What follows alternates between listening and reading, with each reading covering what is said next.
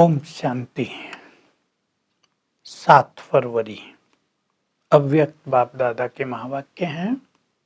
बहुत गुह्य हैं, राज भरे हैं। सभी बहुत ध्यान से इन बातों को सुनकर अपने प्रैक्टिकल जीवन को सरल, सफल, शक्तिशाली बनाएंगे। तो बाबा कह रहे हैं, शुरू कर रहे हैं। आज सर्वशक्तिवान बाप अपने शक्तिशाली बच्चों को देख रहे हैं। देखो भगवान हमें किस नजर से देखते हैं और बता रहे हैं, जब से तुमने जन्म लिया यानी ब्राह्मण जन्म लिया, तब से बाप ने सर्व अधिकार तुम्हें दे दिए हैं। सर्व शक्तियां भी, सर्व अधिकार भी। तो बाप के रूप में और वरदाता के रूप में सब कुछ दे देता है। वरदाता के रूप में सर्व शक्ति संपन्न भव, यानी मास्टर सर्व शक्तिवान भव। तो जन्म देते ही बाबा ने सारी शक्तियों का वरदान और सर्व प्राप्तियों का अधिकार अपने सभी बच्चों को दिया है।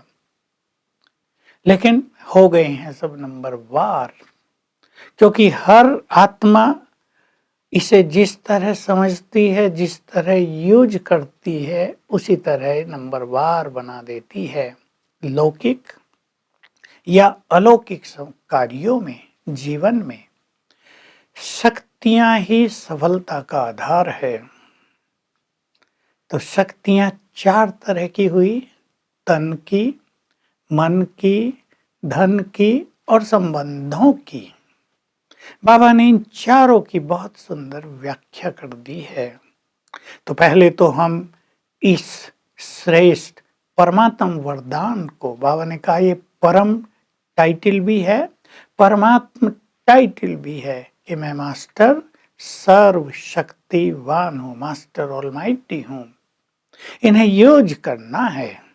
अब पहला है तन की शक्ति। अब तन में शक्ति हो तो मनुष्य सब कार्य कर ही लेता है, सब जानते हैं। लेकिन मन अगर शक्तिशाली है, स्वस्थिति अगर श्रेष्ठ है, तो उसके आधार से तन को भी स्वस्थ रख सकते हैं।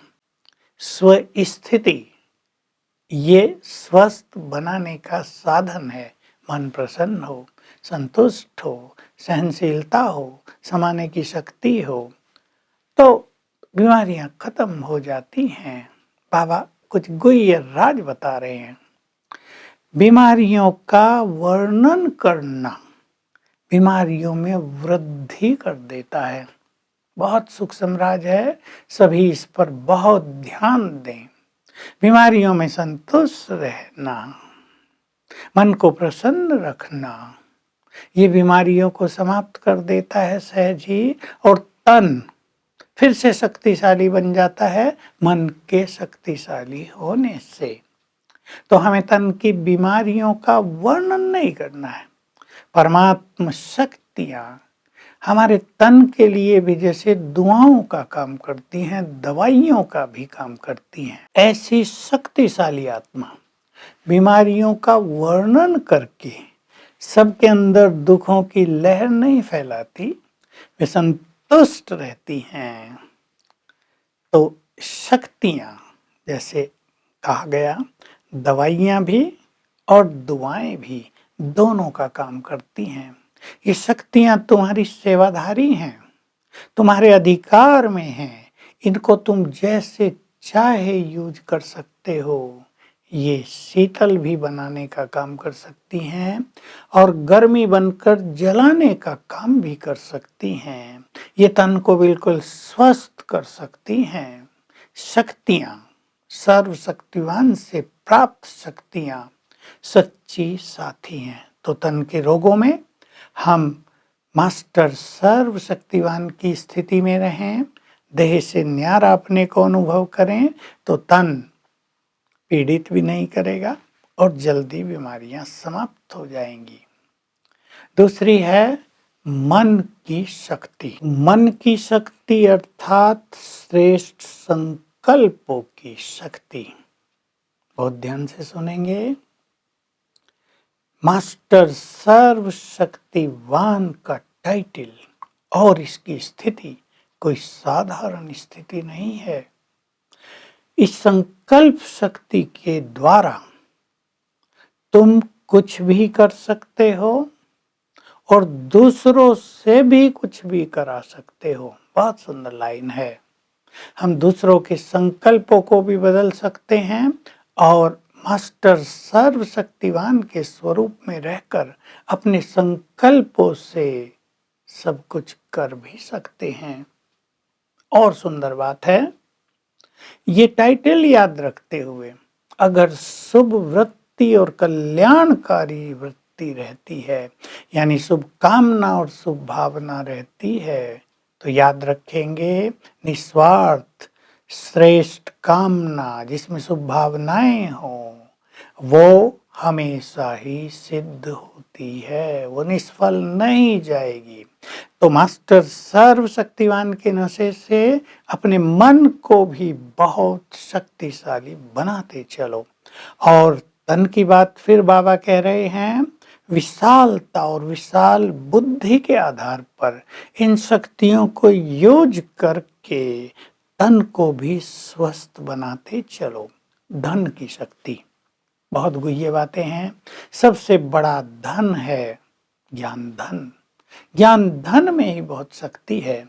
जिसके पास ज्ञान धन की शक्ति है उसको स्थूल धन प्राप्तियां सहज प्राप्त होती हैं, क्योंकि प्रकृति उसकी दासी बन जाती है। प्रकृति दासी बनने का अर्थ है प्रकृति सब कुछ प्रदान करने लगती है। बाबा ने कहा धन भी तो प्रकृति का ही एक साधन है, तो ये तुम्हारी सेवक बन जाती है और तुम्हें सब कुछ प्रदान करती है।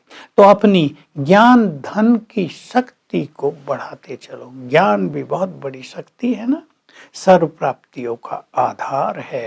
ज्ञान धन से संपन्न आत्माओं को जो कल्याणकारी भावना रखते हैं उन्हें कामना करने की भी जरूरत नहीं रहती, सब कुछ स्वतः ही प्राप्त हो जाता है। चौथी है जन की शक्ति। देखिए एक बाप बच्चे भी क्यों चाहता है, ताकि शक्ति समय पर हो, सहयोग की शक्ति हो। संबंधों में सहयोग और स्नेह की शक्ति बहुत काम करती है। बाबा ने कहा तुम्हारे पास तुम्हारा संबंध स्वयं भगवान से और दैवी परिवार से है, ये भी बहुत शक्तिशाली संबंध है। उस वर्ष सर्व के सहयोग से सुख में संसार ये टॉपिक चला था। बाबा कह रहे हैं जैसे पहले भारत में जब कोई भी कार्य करने जाते थे तो ये परंपरा थी कि अपने बड़ों का पूरे परिवार का आशीर्वाद लेकर जाते थे। अब भी सेवाएं करो तो सबकी शुभ भावनाएं शुभ कामनाएं लेकर जाओ, तो सेवाओं में बहुत सफलता होगी। जहाँ सबकी शुभ भावनाएं जुड़ी हों वहाँ सेवाएं सफल होती हैं। आगे का चित्र दिखा रहे बाबा, तुम्हारा तो सिद्धि स्वरूप सामने आने वाला है। अब की जो सेवाएं हैं और अंत की उन सेवाओं को बाबा देख रहे हैं, कितना अंतर है, किसी की कल्पना में भी नहीं होगा। ऐसे ऐसे सीन आने वाले हैं। तुम्हारे पास भीड़ लगेगी, भक्त आएंगे, प्रजा आएगी, लेकिन ध्यान ये रखना है सिद्धि को स्वीकार नहीं करेंगे अपने लिए। तुम्हारी दृष्टि से, बोल से, वाइब्रेशन से दूसरों के बिगड़े काम संवरने लगेंगे। तो तुम्हें सिद्धि स्वरूप बनना है, लेकिन स्वयं के लिए नहीं, परोपकार के लिए। वरदान है स्वयं के आराम का भी त्याग करने वाले। सेवाधारी, सच्चे सेवाधारी संतुष्ट और हर्षित आत्मा बनो। तो जो स्वयं के भी आराम का त्याग कर दूसरों की सेवा में सुख अनुभव करते हैं, उनके साथ आते ही किसी को ऐसा लगेगा शीतलता के झरने के नीचे आ गए हैं, किसी को सुखों की अनुभूति होगी। ऐसे तुम श्रेष्ठ आत्माएं सबको सुख देने वाली हो, सदा हर्षित रहो और ऐसी सच्ची सेवा करते रहो। स्लोगन है, ज्ञान स्वरूप बनना है तो स्टडी पर ध्यान हो, बाप और पढ़ाई दोनों से समान प्यार हो। तो आज सारा दिन हम इस नशे में रहेंगे। मुझे परमात्मा टाइटल, परम टाइटल दिया है भगवान ने, तो मास्टर सर्वशक्तिवान हो। और फील करेंगे कि सर्वशक्तिवान की शक्तियों की किरणें मुझ में समा रही हैं, मुझसे चारों ओर फैल रही हैं। ओम शांति।